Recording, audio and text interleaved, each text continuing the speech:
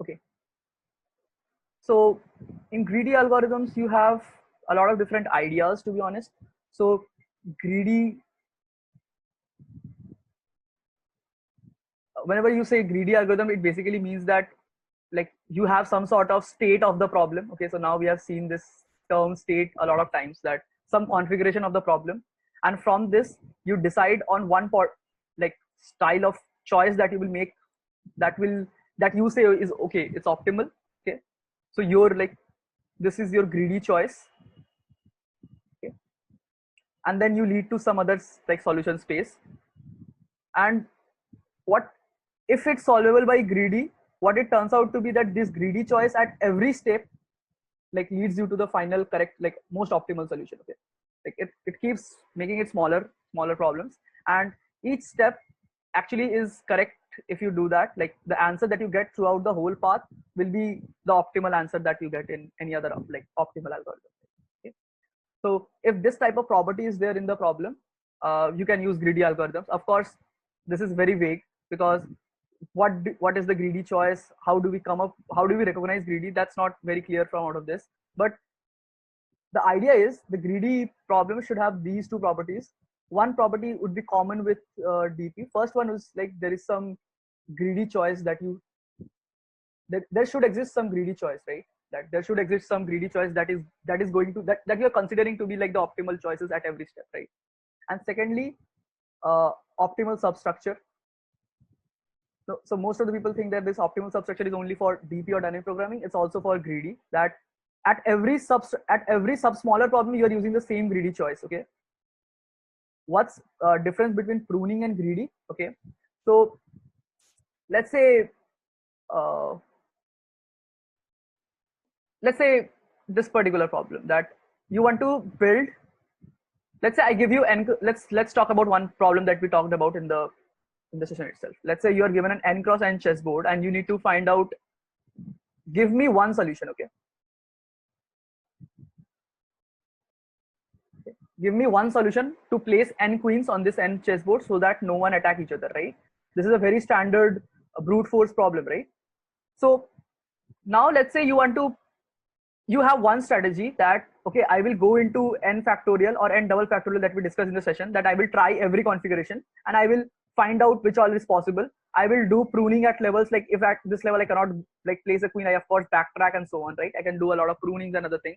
Okay, in greedy you can think about in this sense, like maybe I can start at this place and I will put queens at knight positions, something like this. Like do a knight move and do a knight move and do a knight move, rotate it around the board, do a knight move, and it might turn out that okay, you are able to build the board. Okay, it might turn out. Okay, so this type of like, so what you're doing is at the first row itself you are making a greedy choice that I will place a knight, I will place a queen, and I will make knight moves, right? And at every step you are doing the same thing. Make sense? So you are like having one particular approach. You are not seeing all possible solution spaces that can exist. You are just having one particular approach to build the optimal one, like whatever is like desired, whatever is the desired answer for the question, optimal answer for the question, right? So you have one approach to build that. In general, pruning and brute force, these techniques generate all possible uh, subsets. Okay, so this type of one strategy that you can build. Okay, I can put queens in knights, but does this work? I'm not really sure, because like this works if it's 4x4. Okay, so if you have some sort of 4x4, no, 4x4 also it will not work.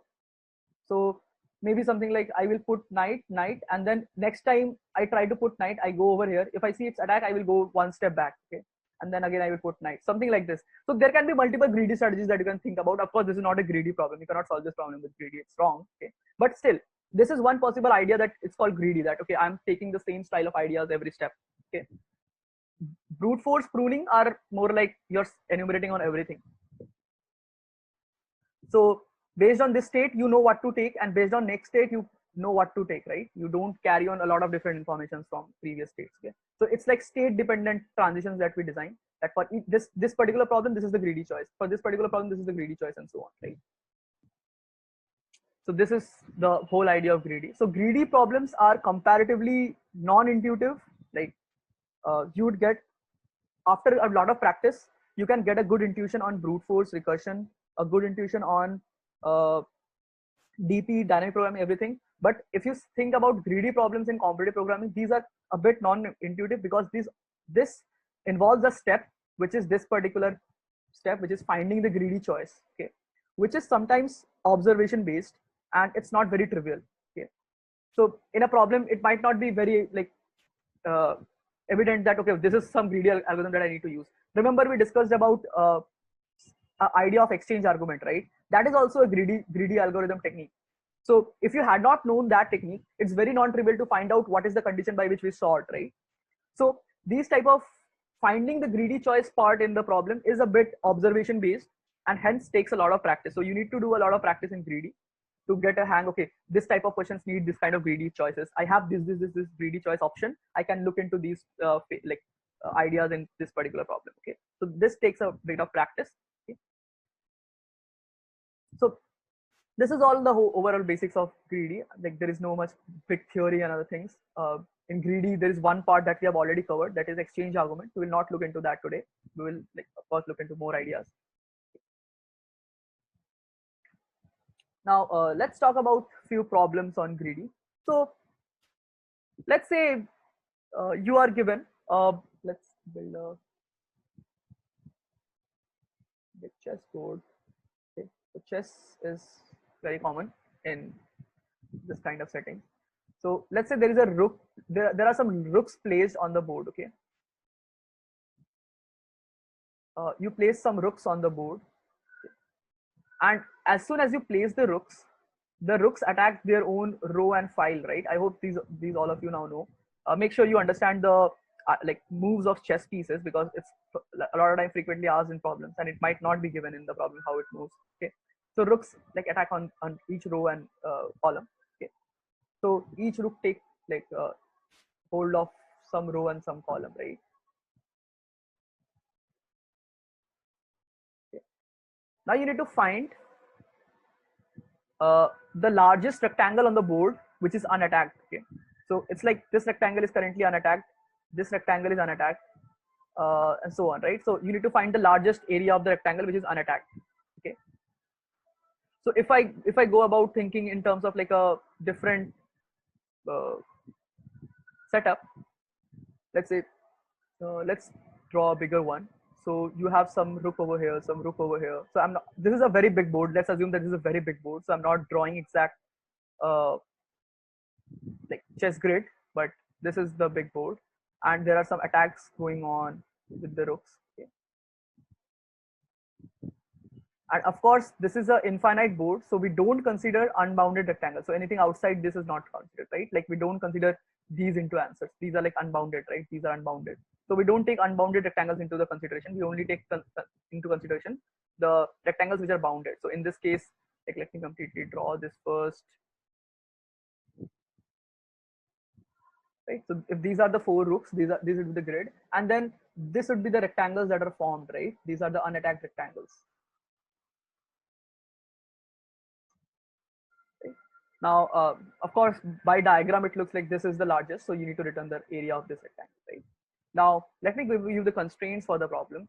So the dimensions of the chessboard is large, so n and m. So let's say that this chessboard is n cross m. Okay. Or let's say the chessboard is unbounded. Let's say there is no bounds on the chessboard. Okay. The main thing is, let's say there are k number of rooks placed on the chessboard, and their coordinates will be given to you, some sort of x comma y. Okay, this is, let's say there is some 0 comma 0 over here, and based on that there would be a lot of coordinates given to you, right? There would be k rooks less than equal to 10 to the power 5. There are 10 to the power 5 rooks placed on the chessboard. Okay, and each rook's position is given to you, xi comma yi. Okay. You need to find the area of the largest rectangle that is unattacked by any of the rooks. Largest continuous rectangle which is unattacked. Is the question clear? So you need to just consider these things which are bounded through these attack lines, and in that, which is the rectangle which is covered by the which has the largest area and is not attacked by any of the rooks. Like this part is quite large right now, so that's the answer. In this, the answer would be 2. Like if I think about this as a chessboard, this the answer for this would be 2, because there are 2 parts, but each of them has area 2. Okay. That's fairly what you can think about. So in greedy, one concept that comes up very often is like take out the independence. Okay.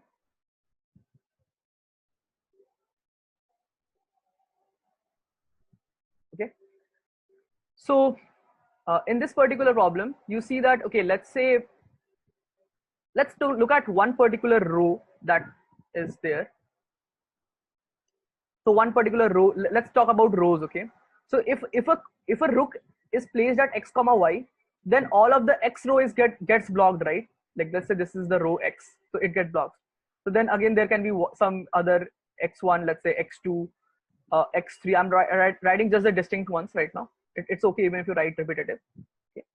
So these rows would get blocked, right? Similarly, there would be some columns like y1, y2, y3 that will get blocked, right? Now, if you think about it, rectangles will be formed by consecutive y's, right? Like the difference between the consecutive y's will define the width of the rectangle, and the difference of consecutive x will define the height of the rectangle, right? Is this clear to everyone?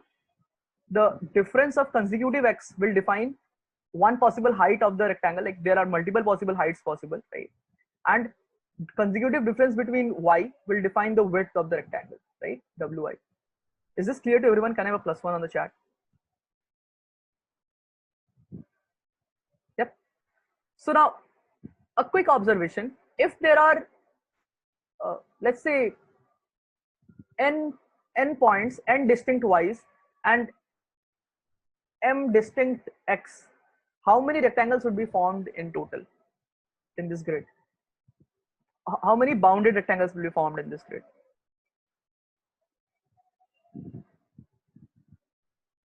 uh, like even we consider zero area right now, like in case they are like very consecutive, so we still take zero area ones, but like of course it's not inclusive of this. So the width of like wi will be equal to yi minus 1 minus 1. Okay, so in case they are neighboring, this will become 0. uh no, like these are not, like, okay, you're saying you're talking about rectangles, right? I'm talking about like continuous bounded rectangles. Like uh, this is not considered one rectangle because this is not continuous, right? In the problem we need to find continuous rectangle. This is not one continuous rectangle. Okay, so in the problem we have to find continuous pieces, right? Out of the continuous pieces, which one has the largest area? So how many continuous pieces are there in total in this grid, if there are like n number of distinct y coordinates and m number of distinct x coordinates? So how many differences will be there in the x y part? How many different distinctions, like how many differences will be there? N minus 1, right? Because like y2 minus y1, y3 minus y1 will give you this bit. Y4 minus y3 will give you this distinct this distance, and so on, right? Yeah, n minus 1 into m minus 1. True. Similarly, over here we will have n minus 1, m minus 1 terms, because there is one height which is equal to x2 minus x1, one height which is equal to x3 minus x2, and so on, right? In fact, they are minus ones, but let's just, this is the term for width and this is the term for height I. Okay, xi minus xi minus 1 minus 1, right? This is the like height of the rectangle that is found by these two neighboring pairs. Okay, now we want to find the largest rectangle. So it's, of course, now we note that all the rectangles, like every possible combination of height and weight, are formed in this grid, right? Like every weight will combine with every height possible, right? So that's why there are like n minus 1 weights, n minus 1 widths possible, and m minus 1 heights possible. So there would be n minus 1 into m minus 1 rectangles. Okay, and every width will combine with every height, and we want the one with the maximum rectangle area. So if it's like some height into width and we want to maximize this, if they don't depend on each other, if there are like all possible combinations, then we can simply write this as max of height multiplied by max of width, right? Makes sense? If they're completely independent, and in this case they are, right? For every height the space of width is same. like all widths that are like created will be available for all heights. So these are quite independent. So we can split the equation like this, right? And max of h we can separately find out in this array, and max of width we can, max of height we can find in this array, max of width we can find in this array. So what is the whole idea for this problem? Just like create a vector which contains which all rows has rook, create a separate vector which contains which all columns have rooks, okay, sort them individually so that you get consecutive points, right? Take the difference of each two consecutive points in rows and take the maximum out of them, that will be my max h, okay.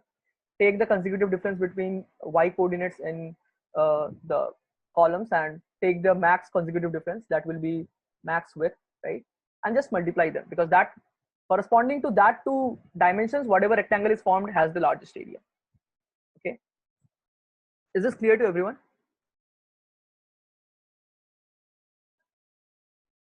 Can I have +1 if this is clear? Okay.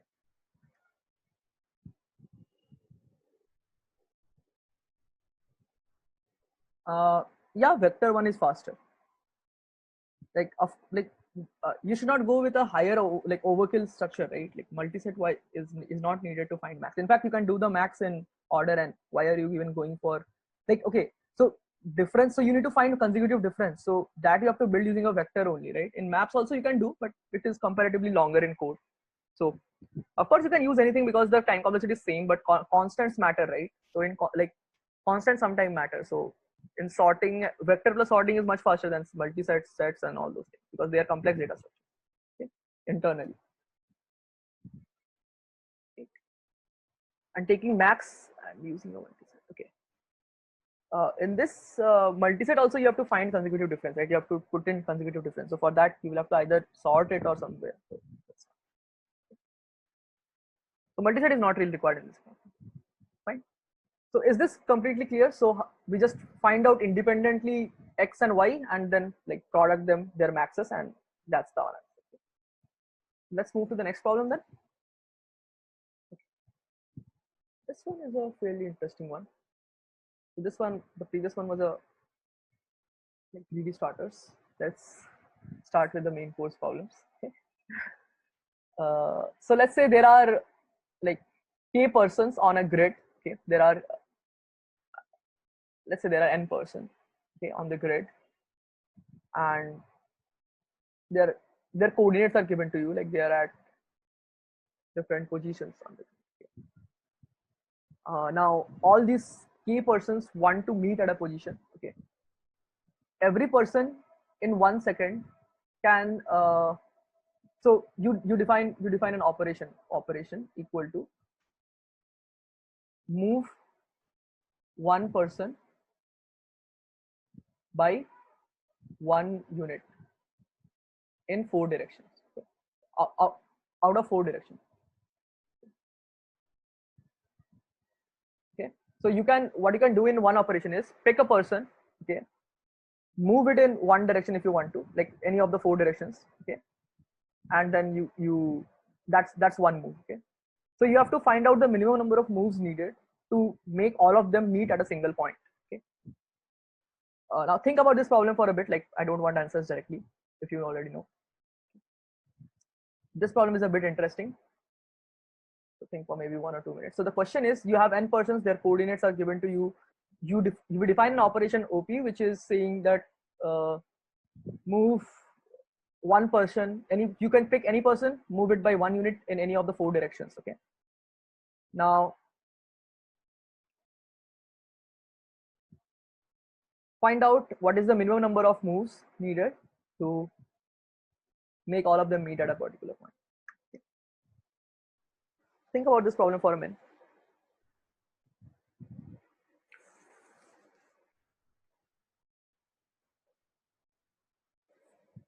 Or I would suggest think about writing an expression for this size of the grid. Let's say 10 to the power 18. The coordinates are given to you. So you cannot use any grid traversal or anything technique. Let's say 10 to the power 5 plus 10 to the power 5. So there are n persons and their coordinates are given. They can be up to 10 to the power. Let's take 10 to the power 18. 10 to the power 9. Okay, so each of the like the board is 10 to the power 9 cross 10 to the power 9. Okay, it's an infinite. You can say that it's 10 to the power 9 cross 10 to the power. I mean to say it does not matter to be honest. Okay, each of the person is given. And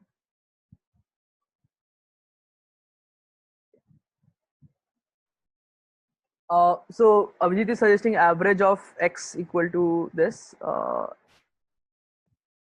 No, that does not works. Okay. We will talk about this. This is one strategy. Think about more. Try to think for now, like before suggesting, try to think a bit.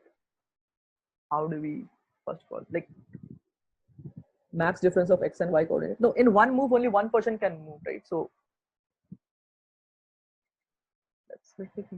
let me take one example.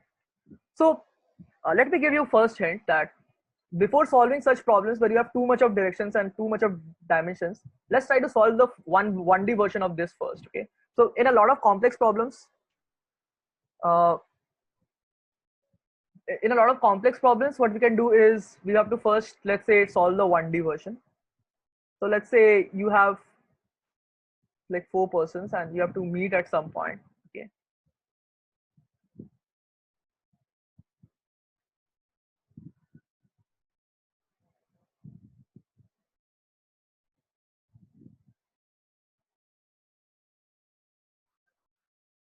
and you need to find out, like, these are coordinates, are like x-axis coordinates are given to you and you need to find where to meet. Okay,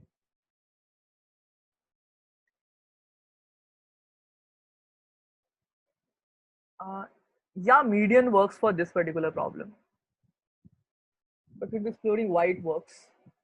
It's not like, I think some of you might already know the result, but it's not very trivial on how it works every time.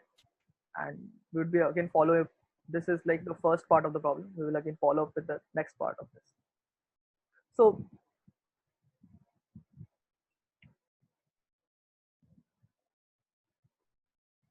in this particular problem, how do we look at this? Okay,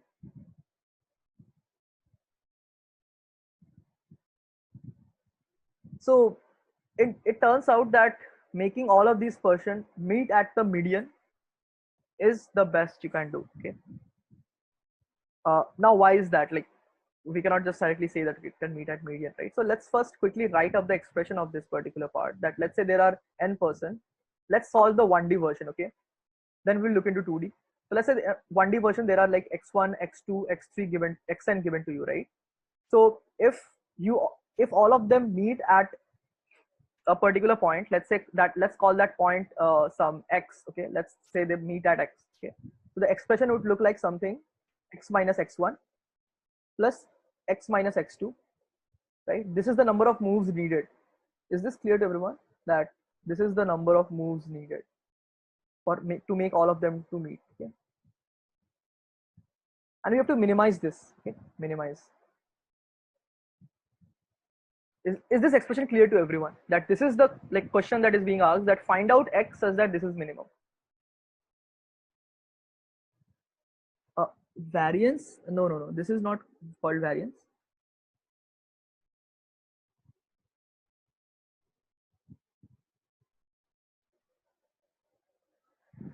So variance has 4 terms, it's not square.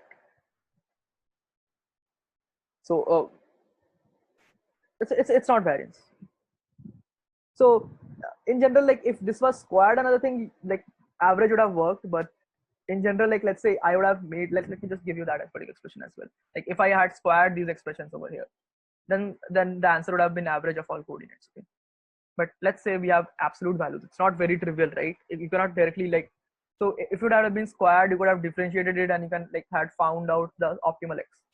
It's one possible way. Of course there are more, but this is not very trivial to solve. Okay, so we will look at the graph of these kind of functions that happen, like this kind of function like exhibit. Okay, so let's say we have this particular like axis. Well, I think a lot of you might have already seen at maybe in when you're studying in 11th 12th, that how do you draw graphs for like multiple modulo curves. But the thing, like the basic idea that these follow is, let's say like at very minus infinity everything would be negative, right? So we will be writing some it in some form minus, constant time x plus some like mx plus c, right? We'll be writing it in the form mx plus c.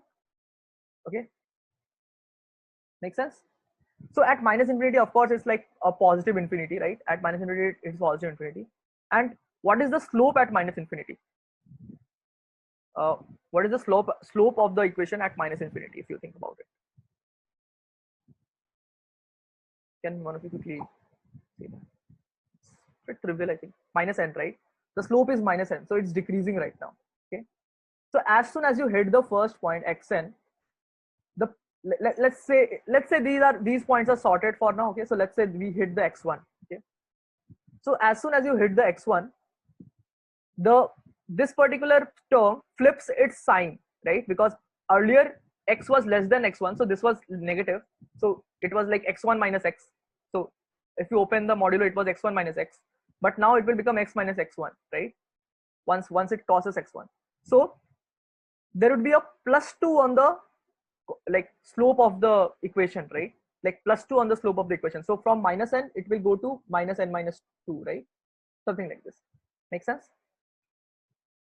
So after this, the slope will be a bit less, okay, and then it will reach some point. Of course, this is a continuous valued function, okay, and it will be a bit more less until it reaches the median, okay, where like both there would be equal number of x, like minus x and plus x, and after that it will start increasing. Okay. Now, since this is a continuous valued function, like from every point, since it's decreasing, the next point will be lesser, and after this, after median, every point is increasing, so it will be more, right? So we can safely say that, okay, at median, it is minimum. In case there are even number of points, what happens in these kind of functions is it takes something like this. There is an equal line, and then this happens. So even at this, like even if you take any of the 2 points, it works. Like it gives you the same value. Okay, this is the curve for some sort of there are 6 values. Okay, so this is the curve for this. For let's say 5 values, the curve would look something like this. Okay, so in both the cases, the median works. Like even if you take this point, that is the lowest. Okay, if you take the median, that is the lowest. Okay, so like whenever we have to minimize this type of expression, take the median. Okay, so this is called something called, so let me discuss the terms a bit. So these are called, like if you talk about 2D terms, like when you walk from one point to another point, okay, these are called, like if you talk about, if let's say there is some point here A and there is a point B, and distance between them is, let's say, a dot x minus a b dot x plus a dot y plus b dot y. Okay, so this is something called Manhattan distance. Okay, this is just a term, Manhattan distance. Okay, now whenever you see a Manhattan distance as the metric to meet in 1D or 2D, make sure you use the median technique. Like median is the answer for those type. Okay, in case it's like a Euclidean distance, or I mean to say, like there is a like square summations going on. Okay, like let's say the distance is square of like normal distance, Euclid's distance. Okay, so in that case, geometric median works. So geometric median would be yeah, this would be ay minus by, correct? So in case it's like sum of squares, like something like this, a x minus b dot x whole square plus a dot y minus b dot y whole square. If this is the distance, then like using the average works. Okay, so when there are square terms, use average. When there are Manhattan distance, when there are absolute values, use median. Okay, that's one quick observation that you can take up from. Okay. So now we talked about 1D version. That for 1D versions, we know that this type of expression take its minimum at exactly median.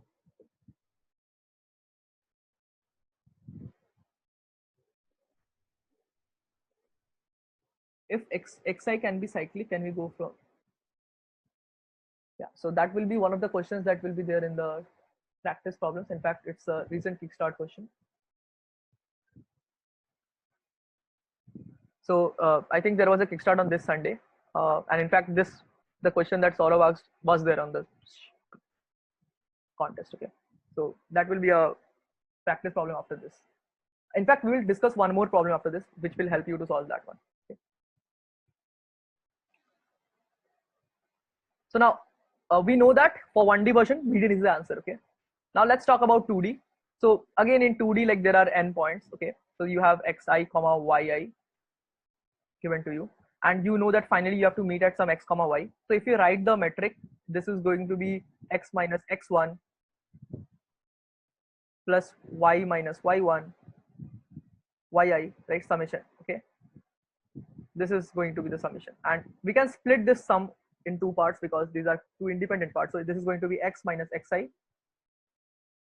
plus summation of y minus yi, right? I equal to 0 to n minus 1, 0 to n minus 1, right?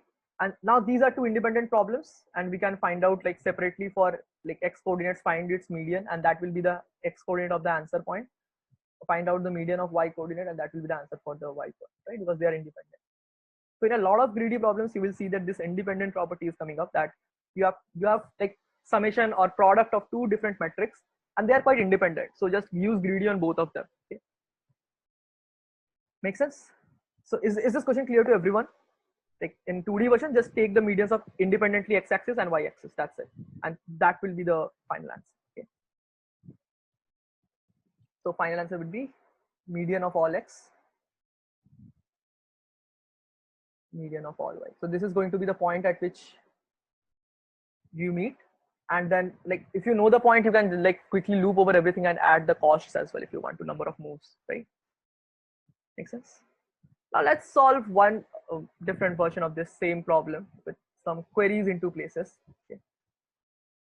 Then let's say we talk about the 1D version. Okay, we talk about 1D version, and we have some points on the grid. Okay, some points on the grid as we had. Okay, so now let's say we have to find out, there will be q queries. Okay, and in each query you will be given some value x. If the x lies somewhere over here, find out the value of summation of x minus xi. Okay, so the x is given as a query input. Okay, x1, x2, x3, x4, x5. So there will be 10 to the power 5 queries. Okay, and in each query you will be given an x. Okay, find out the summation of x minus xi absolute value, right? Is the question clear to everyone? And there will be 10 to the power 5 such queries, and like constraints are up to 10 to the power 9, like all x comma xi's are less than equal to 10 to the power 9. Makes sense? So this is the question. Find out like for each query, what is the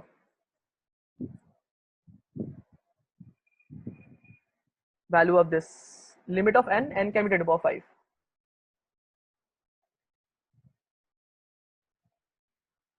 Everything is 10 to the power 5. So by chance, if I miss some constraint, you can like take, if you're just quick on thinking, you can take that, okay, that is not going to be helpful in most cases. Okay, like there would not be small constraint for that. If something is specific, or if something is specific to the problem, I will definitely mention that. So standards could be 10 to the power 9, 10 to the power 5, you can assume that.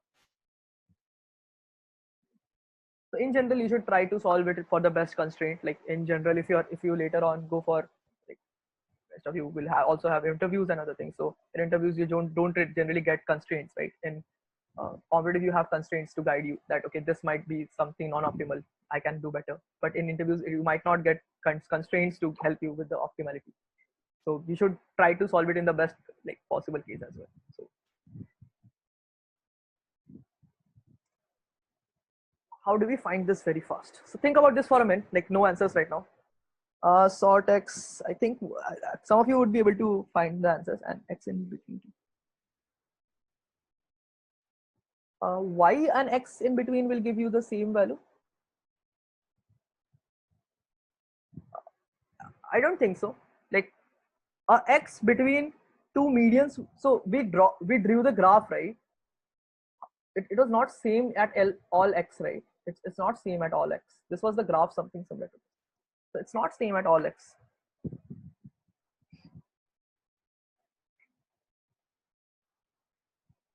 Even between points, like the slope, and like it's a linear line, but it's not fixed.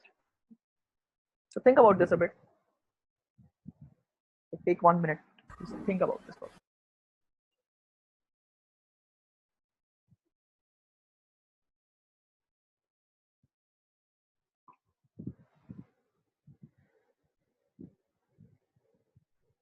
and n minus summation, then for greater values.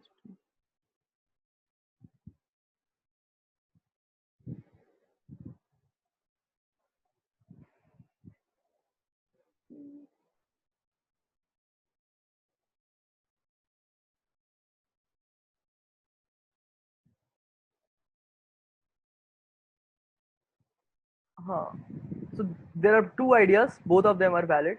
Vishesh and Ashish both will work in some fashion. So we will take up the second one. We are not forming the equations right now, but it's equally possible that you can find out like equation for every interval.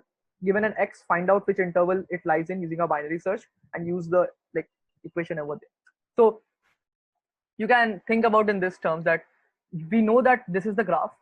For each of the portion in the graph, it's a straight line, right? It's a piecewise definition. So we know that we can break modular equations into piecewise definitions. So there would be like n+1 piecewise definitions.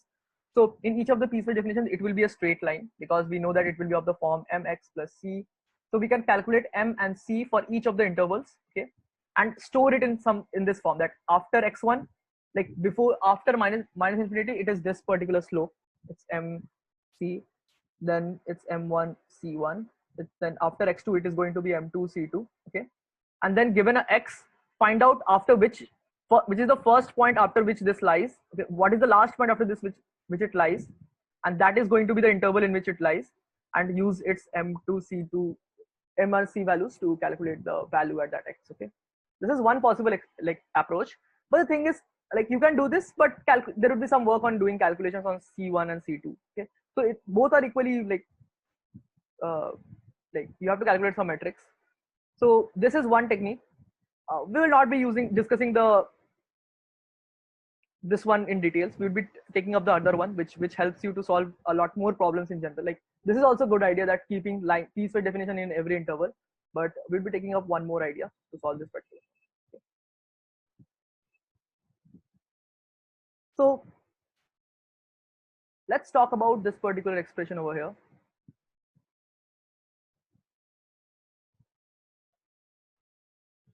Okay. Now, if we think about what is the distance is getting added, this part and this part gets added, okay, and on the right hand side, this gets added, this gets added, this gets added, right?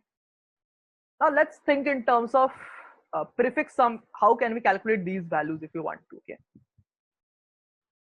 Now let's talk about first of all the lower half. Okay. So let's say there are two terms over here, right? So let's say there is some like let's say 0 over here. Okay, some 0 over here. Okay. I'm assuming it's all positive right now, but this even works without all of them being positive. I will explain why. Okay, so let's say from 0 there is a distance to x, okay, and then from 0 there is a distance to x1, so this is x1, and then there is a distance to x2, right? Now how do we find these two values over here? If you see, it's just a negative of these, right? Like there is a negative of this and a negative of this. So but you know these values because these are the x1 and x2 values that are given to you. So we can think the sum of, we just need the sum of these, right? We don't need individual values in fact. Okay. So if we want to find the sum of these, we can think in these sense that whatever the green, like whatever this part is, like let's say x, this point is x, right? This point is x multiplied by 2 minus x1 plus x2. This is going to be this will give you the green value in some sense, right? Because you have taken the full for each of them and then you have subtracted that particular point. Okay, so what I mean is for every point that is less than equal to x, you have taken their full and then have subtracted till that point. So like this is xi, okay, and this is x. So you first took this and then you subtracted this much part of the expression. So you got this much, right?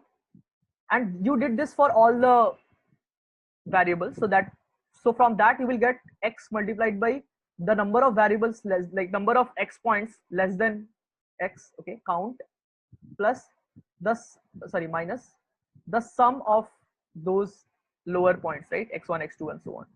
This is what you will get. Okay. Is this making sense that this is going to be the green value summation? Like this is going to be low, some variable called low, which is equal to this x value multiplied by count. For all of them, we take full and then subtract that particular value. And this is going to, this sum is nothing but a prefix sum. And if you think about it, this is going to be a prefix sum. Okay, because it's always a prefix that is less than equal to x, right? So you can build this sum using a prefix sum. Count you can find using lower bound or upper bound. Okay, and you can use the using those two values, you can quickly calculate this low value, right? For high, we can do something similar. Okay. So let's talk about high. These are the high values. Okay. Let's think about how we do that part. So this is fairly simple if we have already discussed this. So all those which are greater than equal to x, we take their sum minus count high times x. This is going to be that particular value. Why? Because for all of them, let's say there is some xi that is after x. Okay, we first take xi and then subtract x to get the distance of x from xi, right? This is going to be this distance, and to get that we do xi minus x, and we do summation over I equal to all the values which are like from high to like n.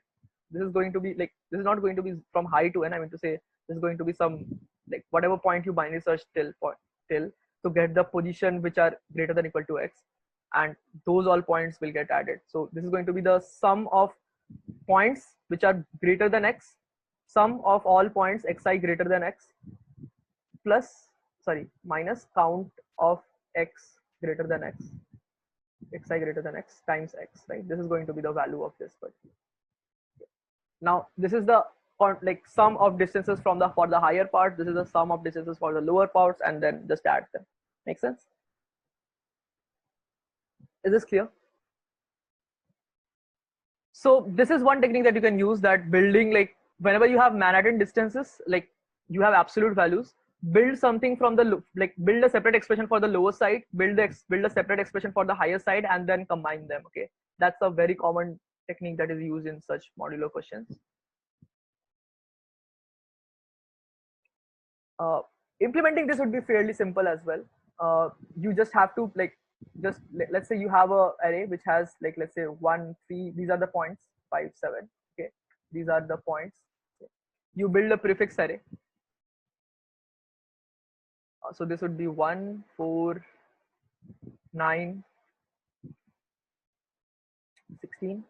Okay, and then these prefix sums are built, and then you have, so what you do is you quickly like given some point, let's say 4, so what you do is you binary search and find out the last point which is less than equal to 4, so you get 3. Okay, so what you now do is you just use this prefix sum up to this point to get the sum of all these points up to the xi's, and then there is the x over here, so you take subtract like 4 into 2 plus 4 into 2 minus this prefix sum 4. Okay, that is going to be 4.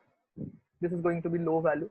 Okay, and then there is this higher part. So for higher part, you find out the sum that you can use, that you can again do using prefix sum, because this is going to be nothing but 16 minus 4, right? 16 minus 4 is going to be the sum of all values that are greater than x, okay, which is going to be 12, right? So 12 minus, we know the count of high, number of points, 2 multiplied by 4, so this is also going to be 4, right? So this is going to be high value, and low plus high, so the answer would be equal to low plus high, which is equal to 4 plus 4, which is equal to 8. And if you see that if you take 4, then this is 1, this is 3, this is 1, this is 3, right? So it is anyways 8. So this also works then. So this, it's just a like lower bound search on the array. I think it's not a big deal to implement. Once we have discussed lower bound and prefix sum, this is cakewalk to implement. Okay, so this is this idea clear? At least like this idea comes up very often in a lot of median based problems or this kind of query based problems. Make sense? Is this clear to everyone? Can I have a +1 from everyone? And then we'll move to the next problem.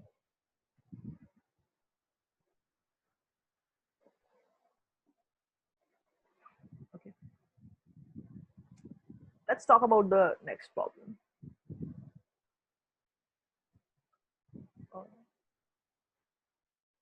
let's say you are given a,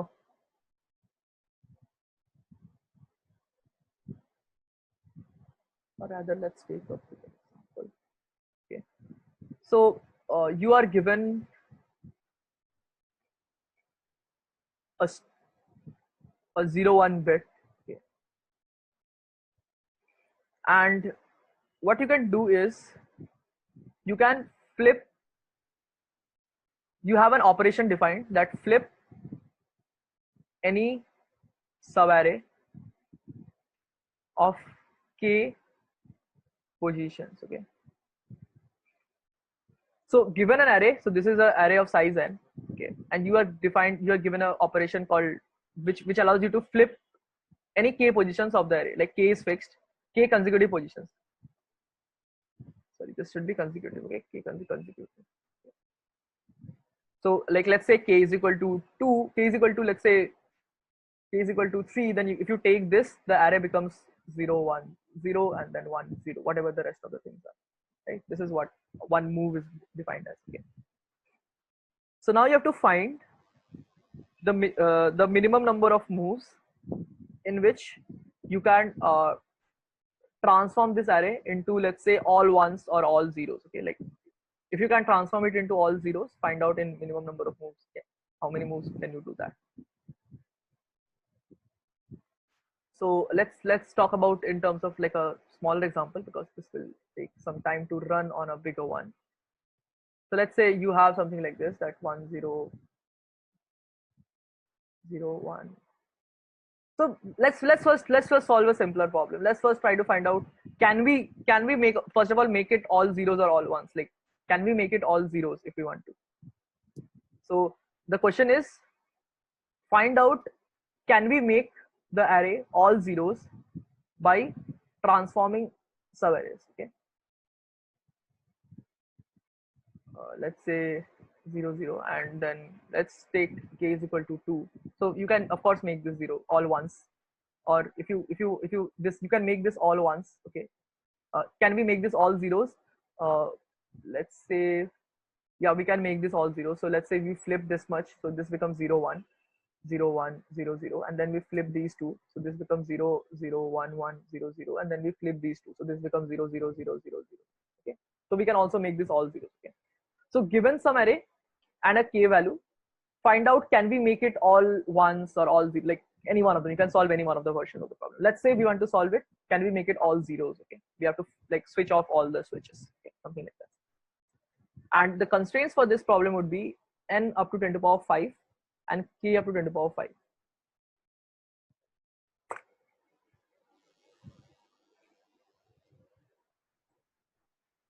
Is the question clear to everyone? What is the operation that is given to us, and what do we need to do? We have to make all of them off by flipping each of the subsets of k sizes. Okay, it might not be possible every time. Like, I think for k equal to 2, if I just make one bit 1, it's not possible, right? So if I just let's say I keep this one as 0, it's not possible to make this all zeros, right?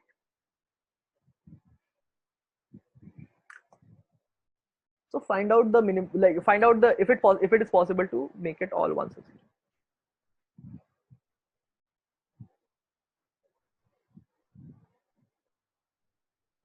Number of zeros minus number of ones mod k equal to 0, we can make.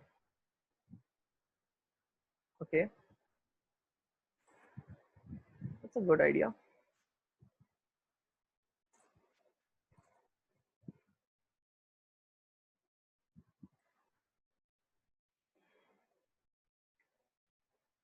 So do you agree? So which one we can make, zeros or ones? So you will say either one of them, right? Because this is symmetric. So but think about this, like, is it always possible to create both? Like let's say if I give you this particular scenario, that you have 0 0 1 1 1, okay, and then k is equal to 2. So in this case you can make it all ones, because of course you can flip these zeros. Okay, you can make this all ones, but you cannot make this all zero. So this condition will not work exactly. Okay, which one is higher? We can make that. I think this will work.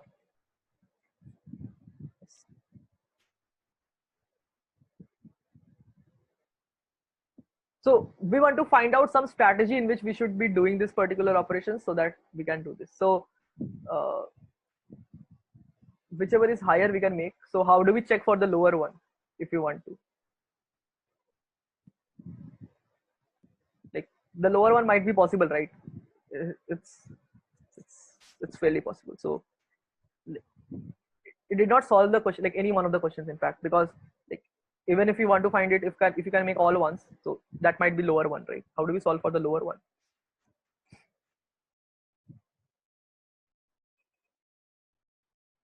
Yeah, so number of higher mod k makes sense.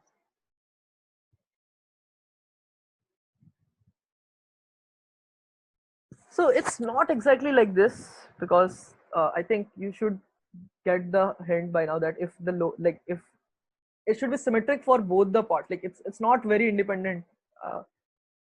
There should be some uniform expression that you can use to check both of them, right? So we will not try to find out some expression which will work because it's very difficult to find out direct expression which might work every time. So what we will do is we will try to find out a possible sequence of moves which will make it, if it can, or else it will not be able to make it. Okay. So now the question is, how do we find out a sequence of moves which transforms it into all zeros or all, like let's say all zeros. Okay. Find out a sequence of moves which converts it into all zeros by just flipping k moves. And think about this particular example array if you want to, k equal to 3 and this particular example array.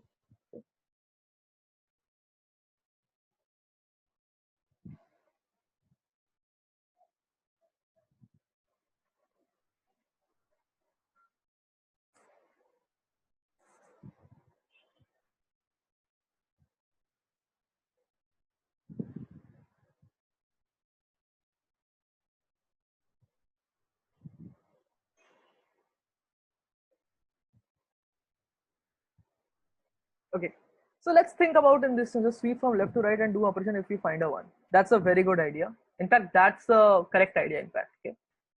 But the thing is, simulating it might be difficult because these are pretty high. Like, so the idea that, yeah, we start from zero and see if it's zero and if anyone is zero and then we flip. Yeah, true. Like basically we want to make it zero. So if it's anyone is one, then we flip it, right? Flip that sub array starting at that index. That's the correct idea, in fact. Okay. Now we start from the left, we see that okay, this is one, so we need to flip it, so we get this array, right? Then we come to next index, we see that okay, this is now one, so we have to flip this part. Okay, 1 0 0. Okay, so then we have to flip this, so we flip this much, so this becomes 1 1 1. We flip all of these, so this becomes 0 0 0. So this next there is 0 0 0, and then there is 1 1 over here, 0 over here. So we flip this because there is a 1 over here, so this becomes 1, and this becomes 1, and these are all zeros now, and this part cannot be flipped, so it's not possible to do this particular expression. Now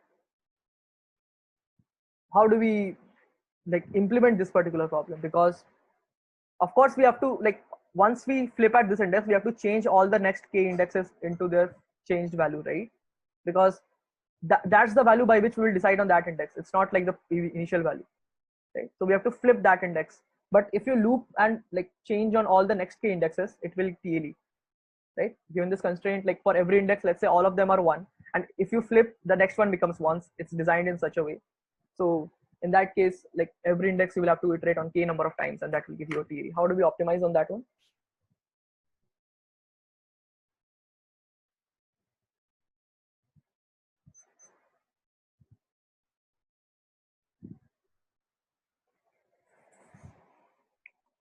Is the idea making sense? That, so think about this, why is this idea like important? Because for this last one, there is no other way to flip this apart from this subarray, right? So if this is one, we have to do this, right?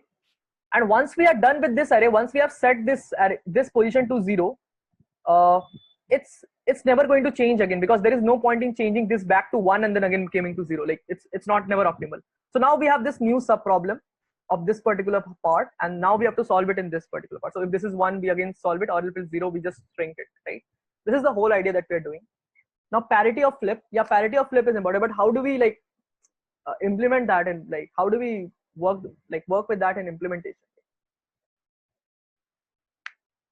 how do we maintain the parity at next k position? Like, yeah, parity is important, but how do we maintain the parity at the next k? Because all the parity of the next k positions will flip. So for each of them, you have to keep track for the next k ones, right? So how do we do that? And k is pretty large as well. It's not like some small size. You might be able to range update. It's an overkill. We don't need that much. Some simple, like you have already read the technique to be used in this problem. It's a range update, of course. So how do we do a range update without doing a range update, like without using some complex data structure? Bit mask. So bit mask is there, but it's not even bit mask. It's just one bit, right? But how do we propagate it to the next k values? That's the main important thing, right? It's like you have a parity bit for each of them. You have to just flip it, but you have to propagate it to the next k values. How do we do it? XOR, but you cannot. These are all correct techniques, but I'm saying that how do you propagate to the next k values?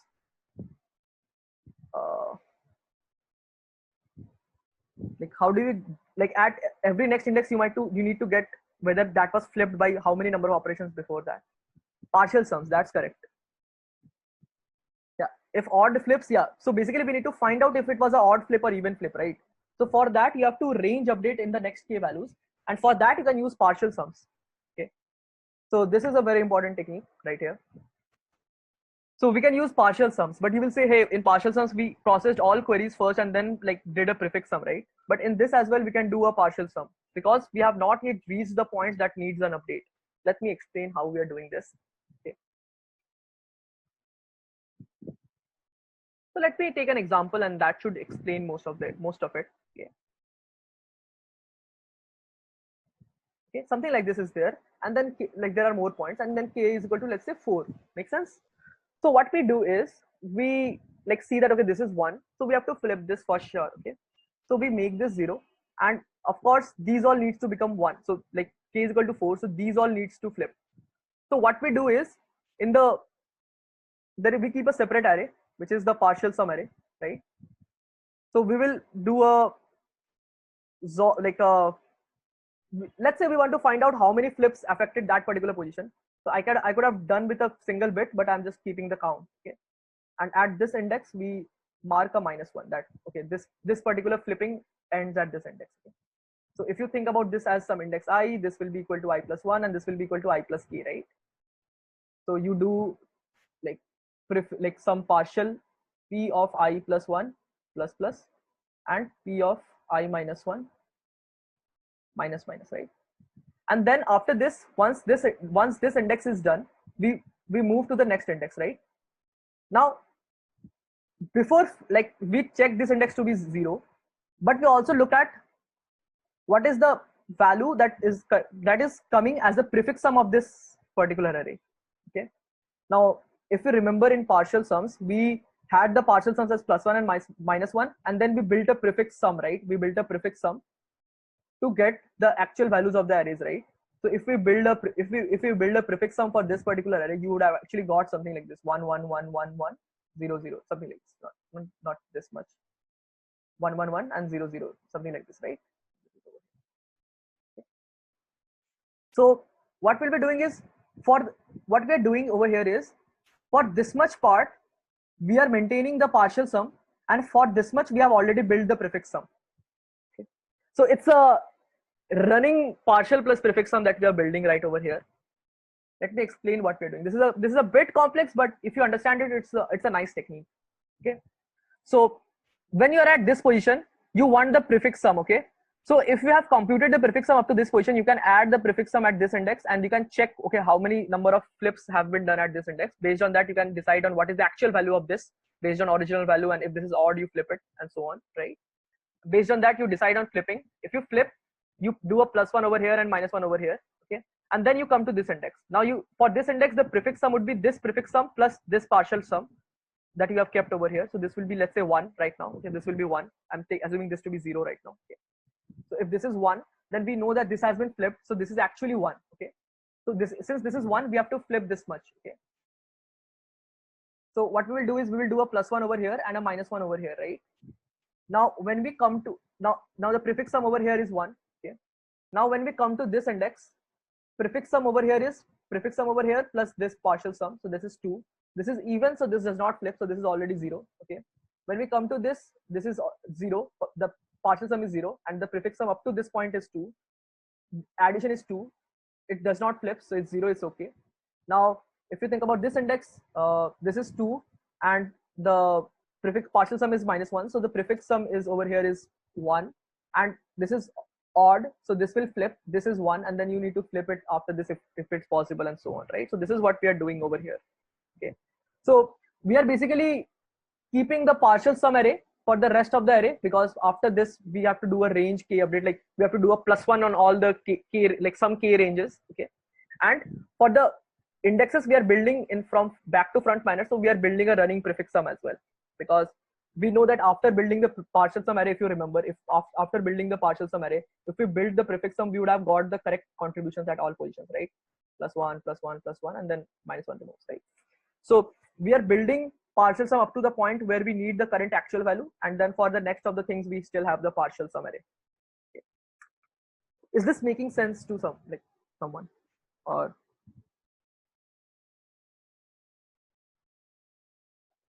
right?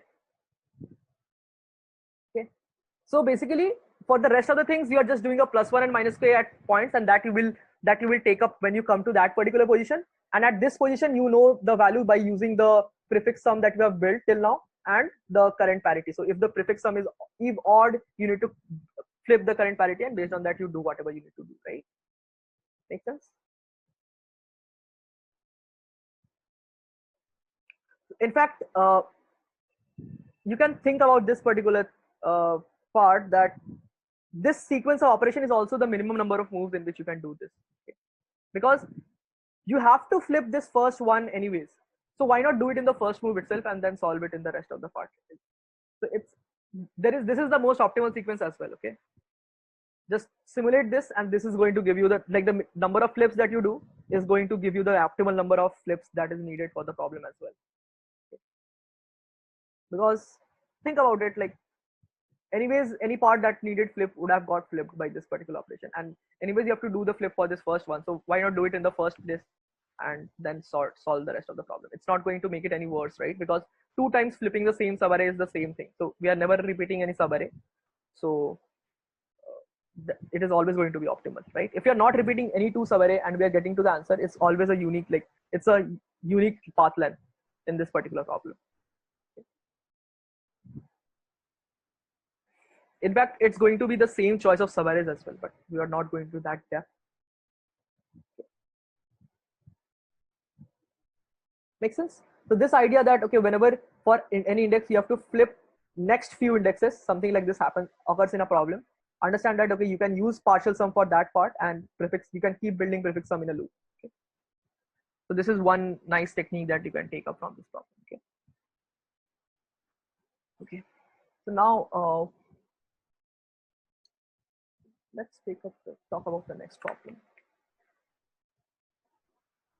So is this clear to everyone? Can I have +1 from everyone, and then we will move to the next one? Is this clear to everyone? Yep. Okay.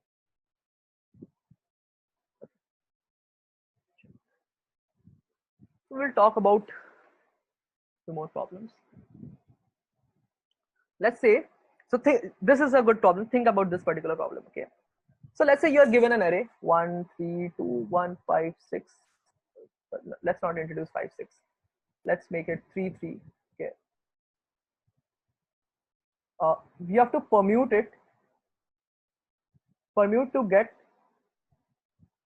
minimum number of index at the same position, minimum number of values at the same position. So you have to, I would say, same as previous. So you have to dearrange this array at the best you can, right? So in some possible case, like let's say 1, 1, 3, 3, 3, in whatever way you dearrange, some 3 will match with some 3, right? For sure. So what I'm saying is, given this kind of array, dearrange it so that no maximum number of elements do not go to the position where there was the same value. Okay, so this is not exactly dearrangement because there is like in dearrangement we don't go to the same index. Over here we have to go to not go to the same valued index. Okay, so a good dearrangement of this would be something like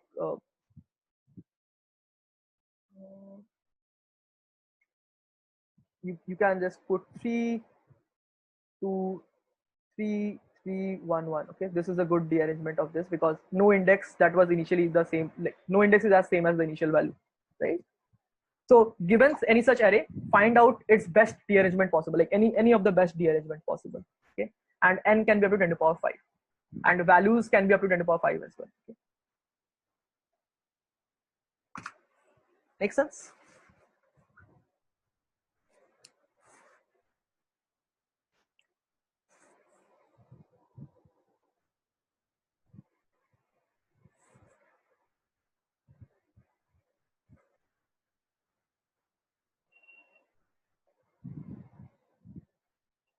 So this is a kind of dearrangement, but make it as much non-same as possible. Something like that. So how do we do this particular? Any ideas?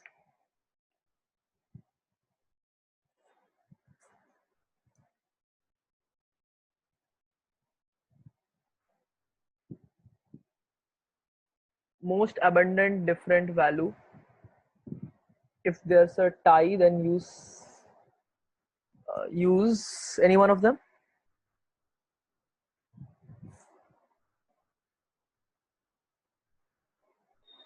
No, like the problem happens when there would be like equal elements, so you cannot decide on which one to compromise on, right? Like let's say you cannot dearrange it completely, you have to make it maximum dearrangement, right? So in case like you cannot like change some of the values, which values do you compromise on or something like that? I'm talking about.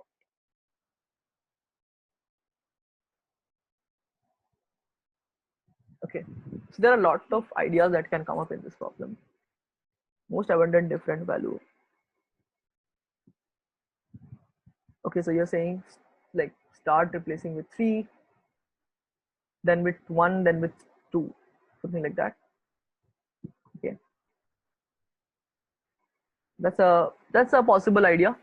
Start with 3, fill as much as possible, and then start with 1. Okay, that will work in some sense, but implementation will become a bit difficult. I will show you one possible way in which can be done very elegantly. So that is more or less the idea, that you should mostly depend on the most abundant one, but the implementation in some sense will become like difficult in what you are saying, because you have to like keep track of everything and you need to like place it at position, so you have to check. So the thing that you're suggesting is will be difficult to implement. Why? Because you need to check on which positions you can like place it, right? So you have to get what are the positions except 3 in which you can place which are not yet filled, something like that. Okay, so in that case, like it might become difficult. I mean to say, like it's possible to implement it in that way. I think we can. I think any can be used. Yeah, yeah, any can be used. Okay, adjacent swap values if different. No, that is like very like it's too greedy. It will not work, I think. Uh, Adjacent values only. So in this, so how long do you swap? So in this case, like let's say there is 1 1 3 3 3. So how long do you swap for that?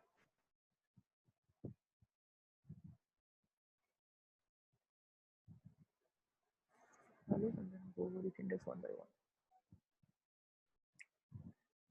So you might need to go over the array multiple times, right? Depending upon the number of values that exist. Heuristic will give correct answer. Yeah, yeah, yeah. Some heuristic will give correct answer. Okay, that's something we will come to towards the end. Okay, so swapping will not work. Like you need to swap multiple number of times, so it might become difficult in an array. Like it might not be order. Okay. So let's first of all think about.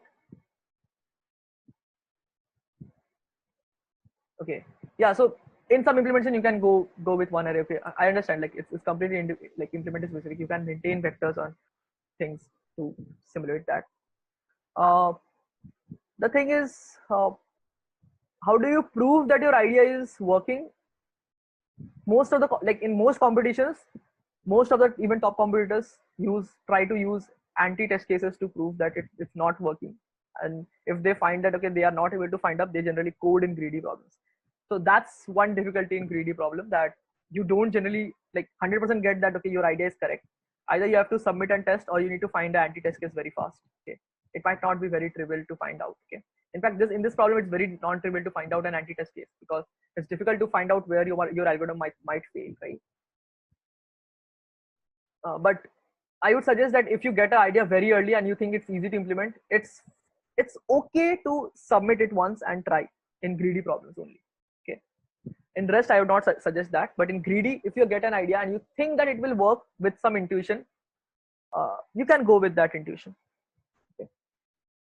Now, let me first of all try to solve this particular problem.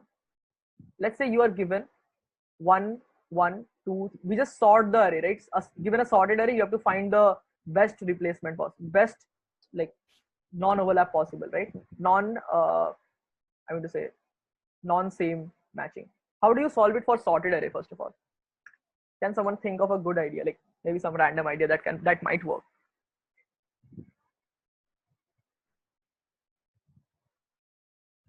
So this is something that comes up with practice in greedy, that you get to know a lot of different techniques which might not be trivial, and you might not be able to think that on your own. Okay. This is why greedy takes a good reverse. Okay, reverse works in this one, reverse works in this one. Okay, so this became like a bit so 1, 1, 2, 2, 3, 3. In that case, reverse doesn't work, right? Okay, reverse worked in this one. Nice observation. So it turns out that the best optimal way to do this would be like find out the element with the maximum frequency, divide the half. No, find out the maximum frequency, let's say 3, and rotate the array by 3. That's it, and you're done with the answer. Okay. Let me give you an example. If you take this, the maximum array is 2, maximum frequency is 2, rotate it by 2. So that will be 3, 3, 1, 1, 2, 2. Done. Okay. This maximum element is 3, rotated by 3. 3, 3, 3, 1, 1, 2. Okay. Any array, like even in case it has duplicates, like let's say 1, 1, 3, 3, 3, 3, rotated by 3, rotated by 4 index. So you will get 3, 3, 3, 3, 1, 1. So in that case, even if 2 got same, that is the best you can do. Is this making sense?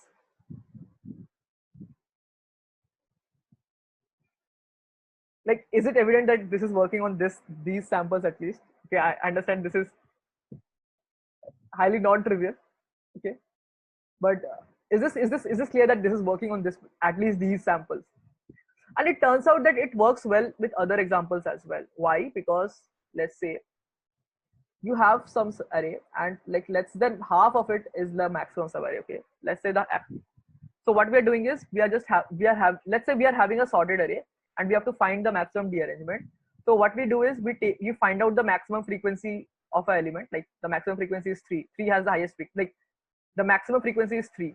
The maximum frequency is 2, right? Whichever element has the maximum frequency. Rotate the array by that much index, that much positions, and that's your answer. Like that is the best you can do. So let's say these are all like some x, a lot of x over here, and there are some values a, b, c, c, d, d, and so on, right? These are there. Now what happens is if you swap by like since this is the maximum frequency, if you like take this much part and paste it over here and like make others go towards right, note that none of these elements can ever overlap with itself. Like none of the ranges of these elements can ever overlap with itself in the new array. Now why is that? By frequency you mean consecutive occurrence or total occurrence? Total occurrence of any element. Okay. I'm currently considering sorted ones. We will talk about how do we do it in non-sorted ones. But we first of all find out the element in the whole array which has the maximum frequency, and then if it's sorted, we rotate it by k. The original problem we will convert it into sorted one, but let's first consider on sorted ones. So the proof idea is, if you have some like last few like most frequent elements. Okay, these elements are most frequent, and these are smaller like frequent elements. Okay,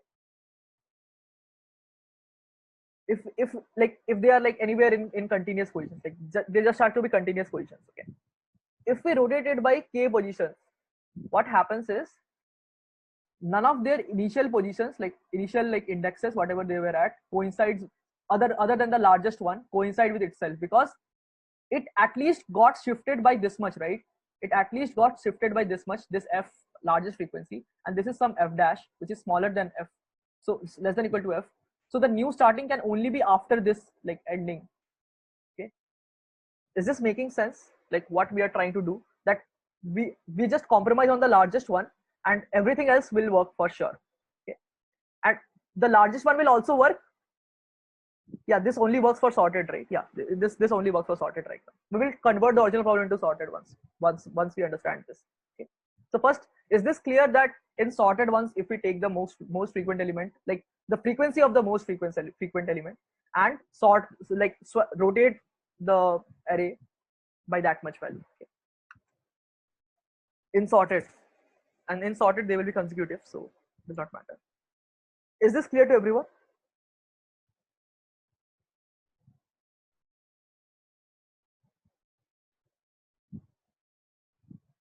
No, like what I mean to say is, like if there is something 1 1 2 3 3 3, we had frequency 3, right? Highest frequency 3. So this 1 1 1 will get shifted by 3. So there was this position number 1 2 where this 1 was lying, right? Now it can never lie in 1 1 2. It will definitely get after 3 for sure, because we have shifted it by 3 positions, and it's more than the size of this consecutive elements in sorted array. Okay, because that's why this is the most frequent one, right? This has less than equal to that frequency. So even if we shift it by that much frequency, it gets new indexes for sure. Okay, is this understood?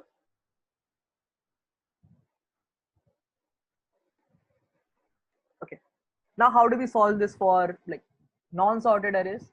Let's look at that. Now that's very simple. How do we convert the non-sorted array to sorted array? Okay, so these positions are like some extra value, right, where you have to finally place it.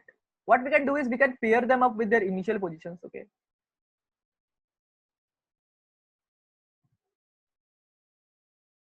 and then sort it. Okay,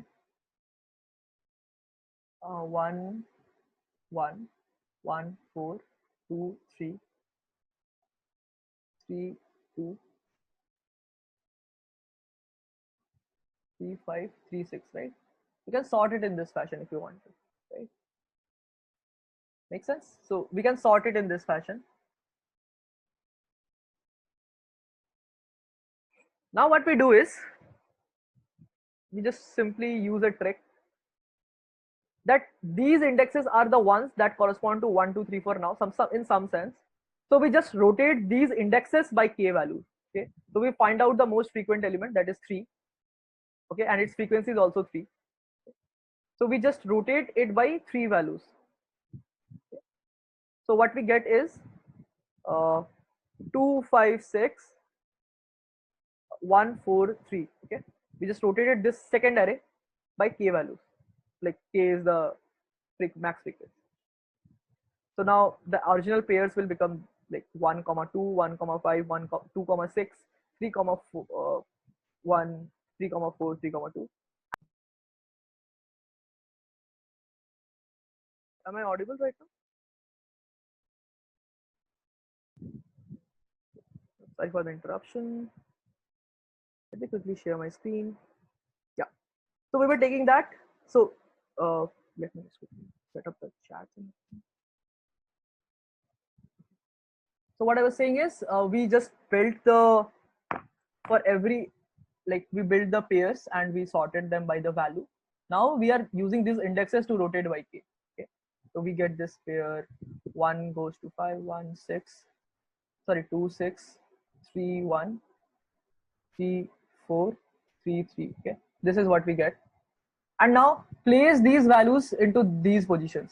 So there is a 6 sized array. Okay, place 1 at 2, place 1 at 5, place 2 at 6, place 3 at 1, sorry, 2 at 6, right? 3 at 4, 3 at 5. Okay, sorry, 3 at 1, 3 at 4, 3 at 3. Yeah, if this is the array. And if you think that's if you think about it, this is the like one of the possible solutions, right? 3 1 3 3 1 2, which gives you the minimal rotation, which gives you the minimal permutation. Okay.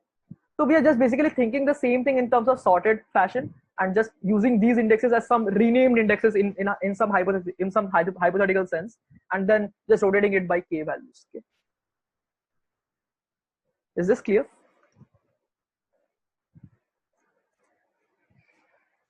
Now, this is what I was talking about, that sometimes greedy might be difficult. Like this is something called constructive algorithm. Like if you search for tags on code for something like that, this is something called constructive algorithm, and it is quite difficult. Like you need to think about how to do that efficiently. Like this is something that you might not know before the contest, and you might have to think in contest. Okay, so that's why like greedy or like constructive questions might become difficult, and they are difficult, of course. Now, why does it work for unsorted as well? So this is working for unsorted because once we are sorting it based on this, we have this order of indexes, right? 1 4 3 2 4 5 6. So remember, if there was some element at index 1 2 3 4 5 6 in the original sorted case, we were just rotating it by k values, right? So now they are at these positions. Now we are just renaming these as some sort of 1 2 3 4 5 6, and we are just rotating this particular array in by k values. Okay, so if you think about the array, we are just rearranging this array into, like, hypothetically rearranging this into this array. Like in our mind, we are like shifting this into this array. Okay, even though these indexes become like changes, these indexes are like now 2 like 1 4 3 2 5 6, and then we are rotating this array into like this form 3 3 3 1 2. Okay, and these indexes also get shifted by this much. Okay, right, and this indexes get shift, and this is what we get, and now we then place them back based on this original indexes. Okay, so that will give us the original solution. Okay. Sorry, this indexes will remain the same. Sorry, this part does not change. The elements get changed, like elements get shifted, but the indexes remain the same even in the original case, right? So we had 1 4 3 2 5 6, something like this, right? Number of moves, we don't have to minimize the number of moves, right? Number of moves is the maximum frequency in the array. That is, there are three highest, what is the frequency, highest frequency in the whole array? That's the number of moves that we shifted by. Number of moves, did not get you exactly. So you don't have to minimize the number of moves. You just have to get the minimum number of same pair. Like you have to minimize the equal matches. That's the only thing. That's the only target that we have in this particular.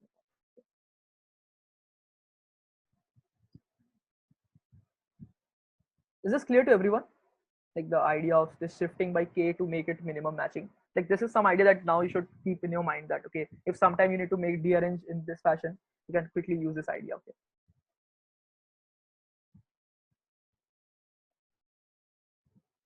So is it clear to everyone? Can we move to the next one then?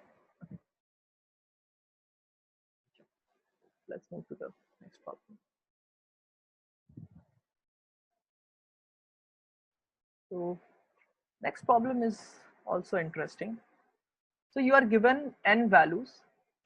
So before moving to the next problem, how many of you have tried the questions of greedy, like one or two questions of greedy, because it was uploaded early, I guess.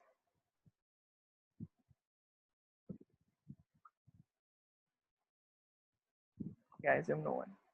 So let's say there are n values, okay, given to you already, and they are given as a1, a2, up to an. Okay. Now you have to find the smallest value x. Like these are all greater than equal to 1. Okay, all ai greater than equal to 1.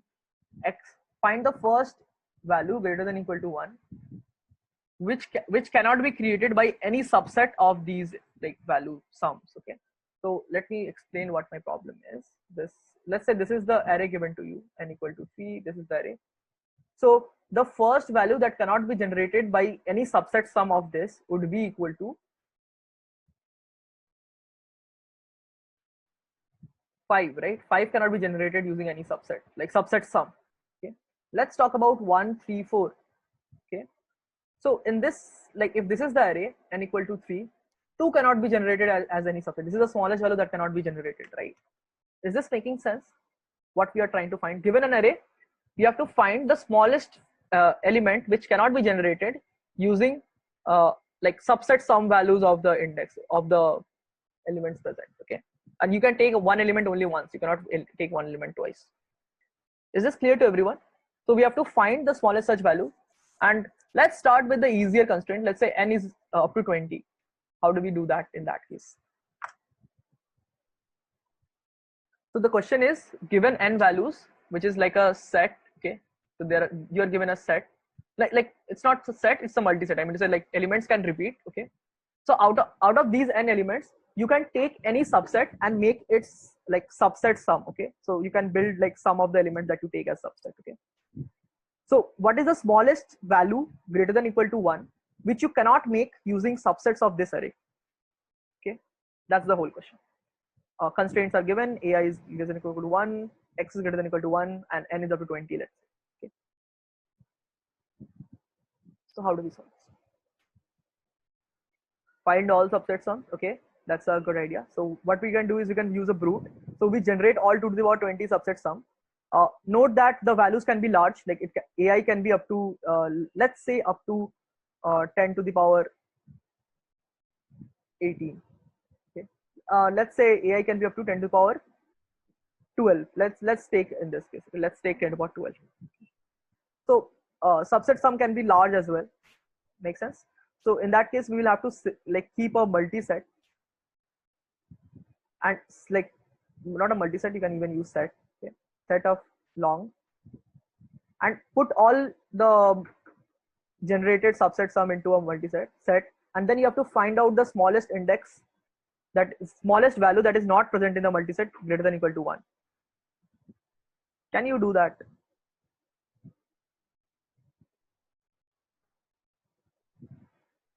Like how would you do that? The better way to phrase it would be, so given a lot of numbers in a multi-set, in a set or multi-set, uh, how do we find the smallest element which is not present greater than equal to 1?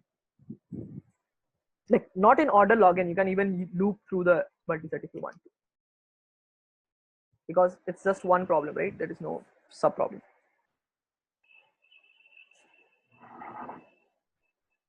Yep.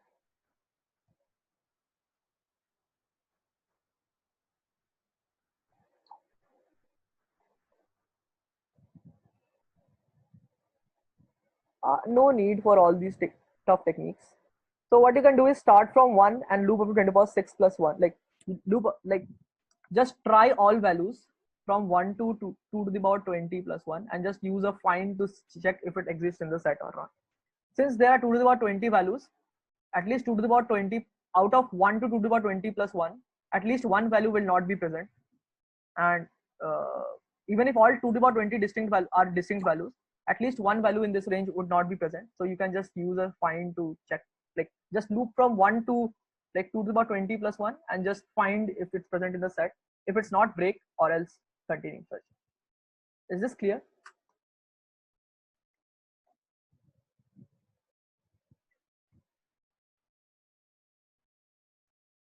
Because there are like 2 to the power 20 different values that are getting generated right now from the subset, right? So in the set, of course, there can be 2 to the power 20 different values. So if you loop up to 2 to the power 20 plus 1, at least one of the value will not be present, of course, because there are 2 to the power 20 plus 1 different values. So find out, just loop and find if it's present or not, right? Is this clear to everyone? Can I have a plus 1?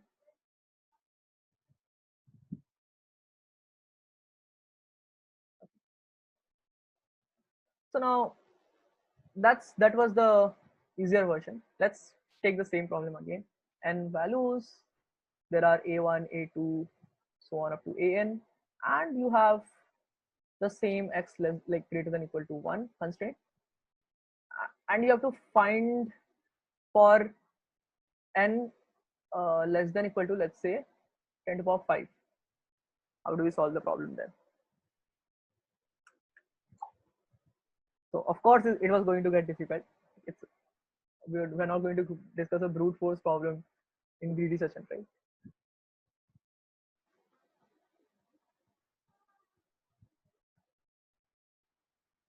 So how do we find out the smallest value that is not generatable using?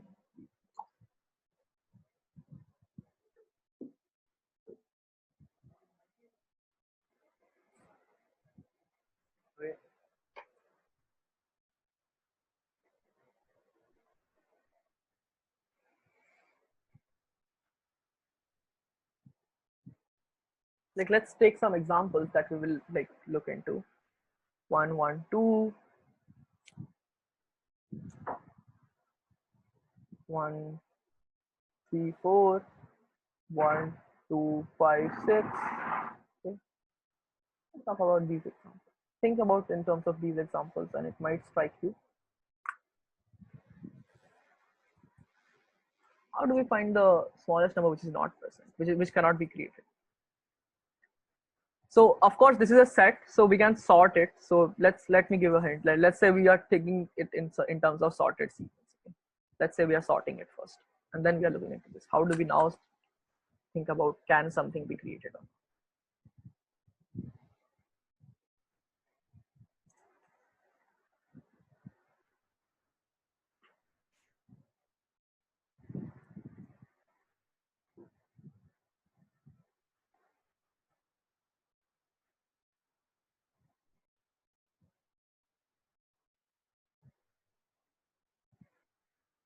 Okay. So for this, what we can think about is, for this, let's quickly write the answers as well. This would be 5. This I suppose would be 2. This I suppose would be equal to 4, right?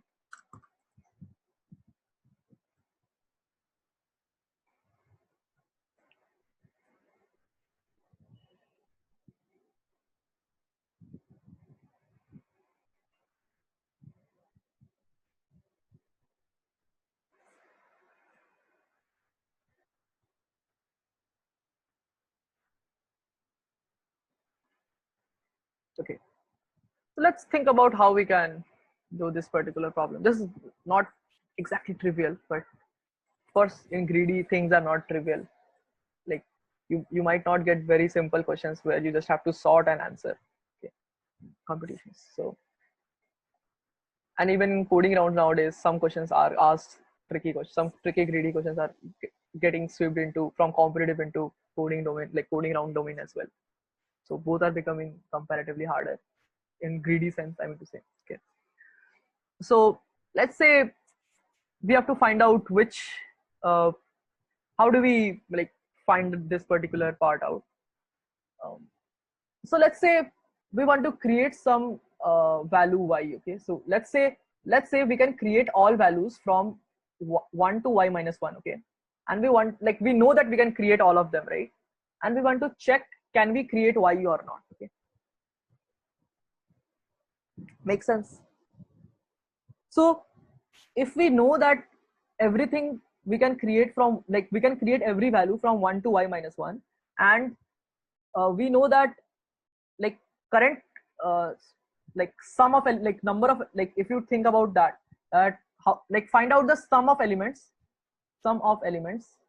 less than equal to y. Okay, let's call that value as x. Okay, so now the inductive argument would be, okay, that if for any value y, if you can create y minus 1 and the sum of values is up to y is greater than equal to y, then you can create y.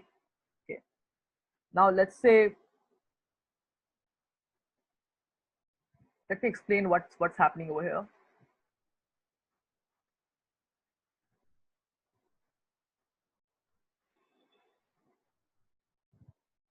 Let's say you were able to create up to some value from y to 1 to y minus 1. Okay, you were able to create some all the different values that you could create out of these. Okay, now let's say the sum of elements over here is, like, sum of elements less than equal to y is equal to some x which is greater than y. Okay, greater than equal to y. Then what I claim is y can be created. Now why is that? Because the sum is more than x, so definitely there are like more than greater than equal to y, so definitely there are some extra elements that you can use here and there, and every value over here is possible. So what you can do is, for every element in the set which is less than equal to y, you can find out one possible value which does not uses it, and at least one of them will exist for sure. Okay. So what I mean to say is, for one element xi less than equal to y, the subset y minus xi can be created without using xi.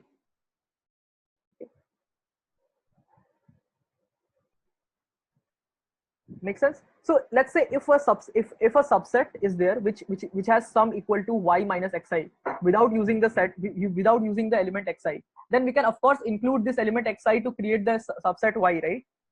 Make sense? Now the sum is greater than equal to x, so one of the element out of this sum, like one of the elements throughout these out of these all elements should exist that will be able to combine with one of elements over here to give us a y.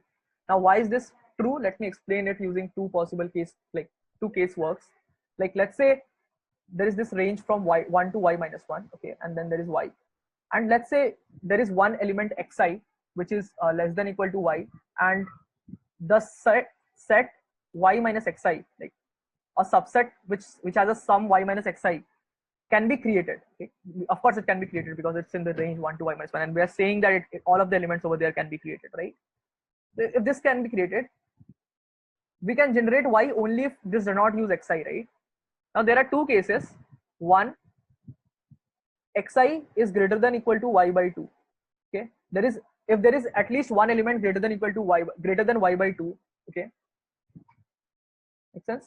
If there is one element greater than y by 2, then x, like the subset which has a sum y minus xi, will be of sum less than equal to y by 2, right? Now that is of course less than xi, so it cannot contain xi. Okay, so what I'm saying is, if there is any one element which has value greater than y by 2 and less than y, of course less than equal to y, we're only considering those which are less than equal to y. If it is less than equal to y, if any one of the values which is greater than y by 2, then corresponding set y minus xi, we can append xi and get y, because this y minus xi is less than xi, y minus xi is less than xi because xi is greater than y by 2. So this subset, we can append xi to this subset and get y value. Okay, this is the first case, okay, in which it's like of course possible. Second case, that all xi, like there exists an xi which is greater than y by 2. Okay, if for all xi it's less than y by 2, then it's even more simpler to argue that it is possible, because everything is less than y by 2, and you could create everything up to y minus 1, and the sum is also greater than y. So intuitively, like you can intuitively think this in this way, that okay, one of the subsets over here will definitely exist which can, one element that is not used over here can be used along with this to create y. Now why is that? I can, like, it's difficult to directly explain, but this would be in this form. Let me explain. So there are a lot of values which are less than equal to y by 2. Okay, all values are less than equal to y by 2, all sums, and their sum is greater than equal to y. So, and every sum between 1 to y is possible. Okay, 1 to y minus 1 is possible. So what you can do is, you can just take all elements, into a set, okay, and remove whatever is needed to get the sum y. You can think in this terms, okay, because everything is less than equal to y by 2, like removing would be possible to create that particular set. Okay, and for any one of the elements there would exist one set which builds up that particular range. Okay. So the whole idea that, like, this part thing is like it's becoming a complex maths proof, but let's come back to the logic of this particular problem, that just sort the array, okay, and if we start going from the front to back, okay, if we see that, like, let's say we want to create one, okay, and we get a sum up to, let's say, like for one we get a sum up to 2, so we know we can create up to 2, right?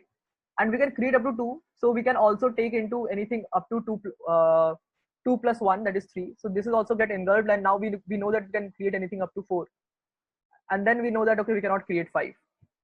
Let's look into this. We know we want to create 1, so we take all of the things that are less than equal to 1, that is 1. Okay, now we are done, and we cannot extend it any further, so like we cannot create 2. Let's talk about this. We take 1, okay, because we want to create less than equal to 1. Now next we want to create less than equal to 2, so we take 2. Now 3 is also directly engulfed using these two values, because the sum becomes 3. So and everything up to 3 is possible. Now we look into, like, we try to get 4, but 4 is not possible because we are not getting any more elements less than equal to 4, and out of these elements the sum is not yet 4, so 4 cannot be created, so we get 4. Okay, so if we think about how do we, like, maybe quickly implement this problem, let me just, like, discuss quick implementation for this.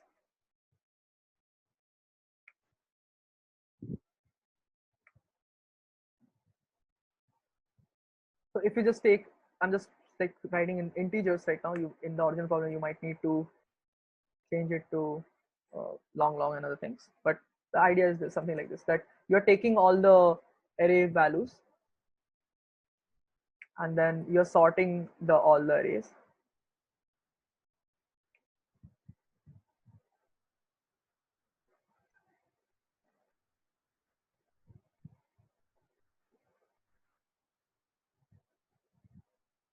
Okay, and then what you can do is you can find out, like, let's say sum equal to, the current sum is equal to 0. Okay, now you have a pointer pt, like pt equal to, which is pointing to the first element. So now uh,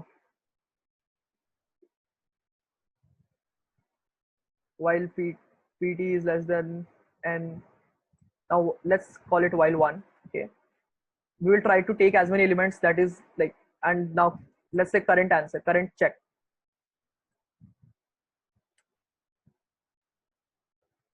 We want to check up to 1. So while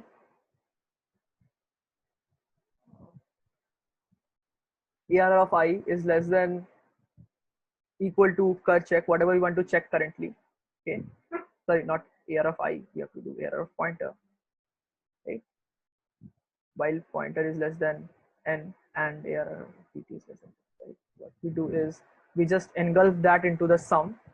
So sum plus equals to ARR of pt, because that is now possible to take, right? And we keep taking, we just keep increasing pointer. Now if the current sum is less than the current check, then see out whatever the current sum, whatever current check is that we are trying to check, because we could not create this check. Okay, and we just return maybe something like that. Okay. And in case it's like, if sum is greater than equal to check, like if you could create check, this is the case, right?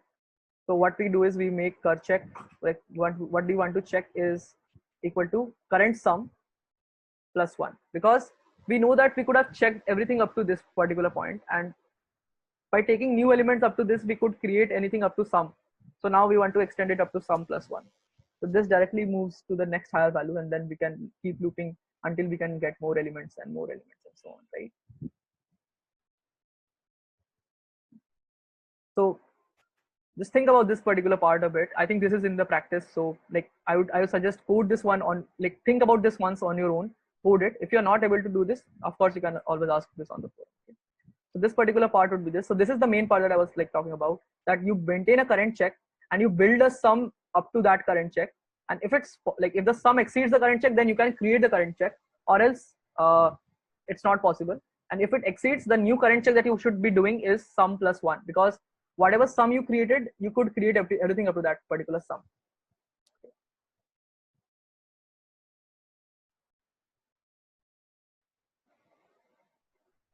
Sense?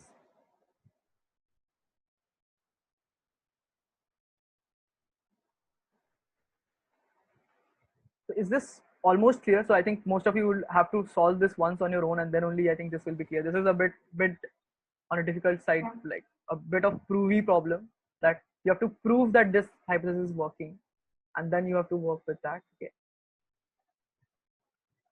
But is this making somewhat sense, like what we are trying to do? I think this one you have to code once and then only it will be clear. So can I have a quick plus one if like this makes some sense? I would not expect complete sense right now. I understand that.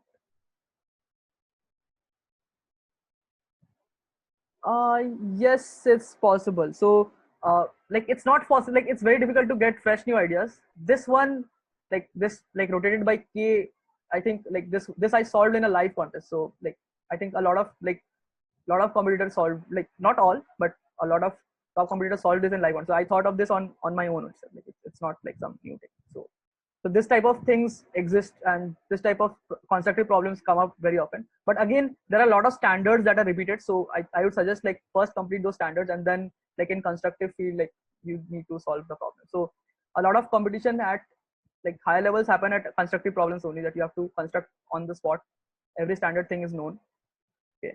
But at current stage, I would suggest that it's good to like solve a lot of such problems to get a good like first of all a good vocab, like kind of a lot of such technique in your repository, and then you can think about these problems on your own as well. Like it's possible. I would suggest I would say that a lot of like in fact in compared to Indians, like the people who compete at global level are much more better at these type of ad hoc or like constructive problems. Okay. This is something that I have observed. Okay. So if like Indians are generally better at like data structures or uh, DP or like it's the standard algo and DS stuff, but when it comes to constructive and ad hoc, like it's slightly skewed toward like foreign coders are a bit better than Indian. I've seen this particular thing in competitions. Okay. So try this question. This question is there on the in your like practice problems for greedy. So once you like if you get stuck on that one, you can ask that on the floor. But the idea is this all this, okay? Like this all is the whole idea that you need to use this one.